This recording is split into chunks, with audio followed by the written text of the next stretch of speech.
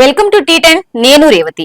భారతదేశంలో ఆర్థికంగా అభివృద్ధి చెందుతుంది అంటున్నారు. మరి వాస్తవంగా సామాన్యుల అభివృద్ధి ఎక్కడుంది అని సిపిఎం పొలిట్ బ్యూరో సభ్యులు ఎంఏ బేబీ ప్రశ్నించారు. ఆయన మాట్లాడుతూ తెలుగు ప్రజలందరికీ చెందిన గొప్ప పోరాటం తెలంగాణ పోరాటం అన్నారు.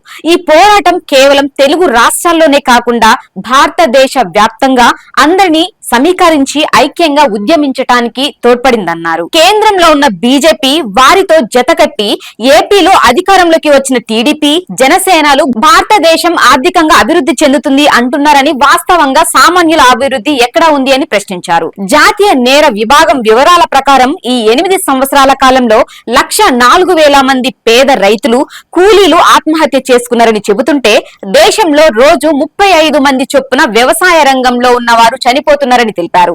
ఇది చాలా బాధాకరమన్నారు. ఇదే 8 ఏళ్ల కాలంలో ఆదాని అంబానీల ఆస్తులు లక్షల కోట్ల రూపాయలు పోగయ్యాయన్నారు. ఇదే బీజేపీ కార్పొరేట్ మతోన్మాద రాజకీయ విధానమని వివరించారు. ఆర్థిక సర్వే ప్రకారం దేశ ఆర్థిక వ్యవస్థ దిగజారిందని, విదేశీ పెట్టుబడులు తరలిపోతున్నాయని, నిరుద్యోగం పెరిగిందని తెలిపారు. అయినా కానీ ఇంకా ఏదో చేశామని గొప్పలు చెప్పడానికి ప్రయత్నం చేస్తున్నారని విమర్శించారు.